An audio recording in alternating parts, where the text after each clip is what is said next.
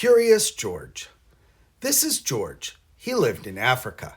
He was a good little monkey and always very curious. One day, George saw a man. He had on a large yellow straw hat. The man saw George too. What a nice little monkey, he thought. I'd like to take him home with me.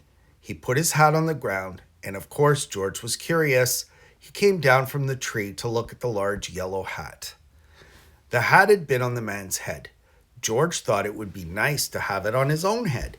He picked it up and put it on. The hat covered George's head. He couldn't see. The man picked him up quickly and popped him into a bag. George was caught. The man with the big yellow hat put George into a little boat, and a sailor rowed them both across the water to a big ship.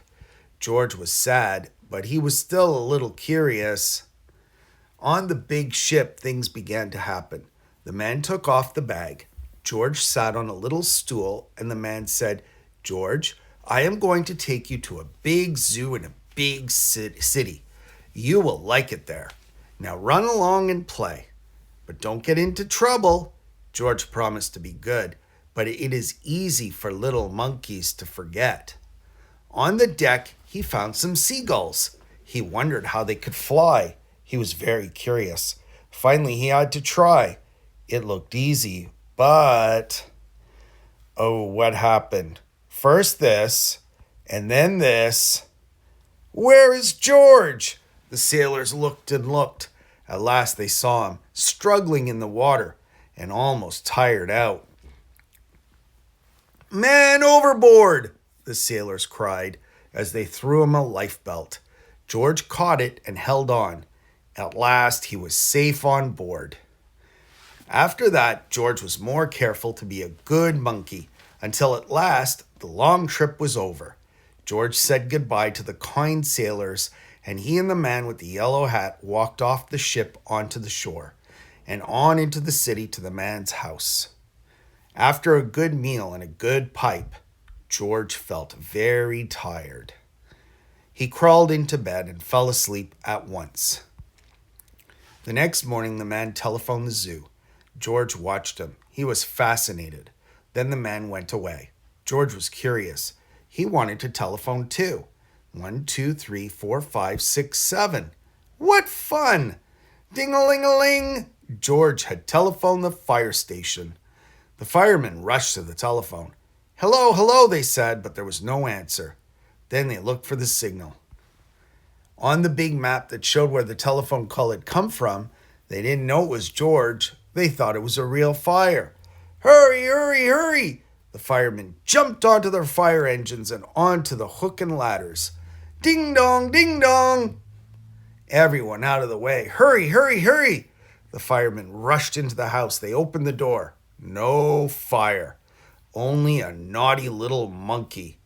"Oh, catch him, they cried. George tried to run away. He almost did, but he got caught in the telephone wire. And a thin fireman caught one arm and a fat fireman caught the other. "You fool the fire department," they said. "We'll have to shut you up where you can't do any more harm." They took him away and shut him in a prison. George wanted to get out. He climbed up to the window to try the bars. Just then the watchman came in. He got on the wooden bed to catch George, but he was too big and heavy. The bed tipped up. The watchman fell over, and quick as lightning, George ran through the open door. He hurried through the building and out onto the roof, and then he was lucky to be a monkey. Out he walked on the telephone wires, quickly and quietly over the guard's head. George walked away. He was free. Down in the street outside the prison walls stood a balloon man. A little girl bought a balloon for her brother. George watched. He was curious again. He felt he must have a bright red balloon. He reached over and tried to help himself, but instead of one balloon, the whole bunch broke loose in an instant. The wind whisked them all away, and with them went George, holding tight with both hands. Up, up he sailed, higher and higher. The houses looked like toy houses and the people like dolls. George was frightened. He held on very tightly. At first, the wind blew in great gusts. Then it quieted. Finally, it stopped blowing altogether. George was very tired. Down, down he went, bump, and onto the top of a traffic light. Everyone was surprised. The traffic got all mixed up. George didn't know what to do.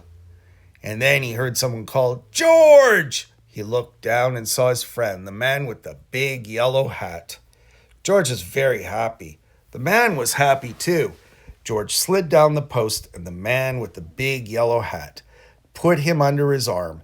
Then he paid the balloon man for all the balloons, and then George and the man climbed into the car, and at last away they went to the zoo. What a nice place for George to live. The end.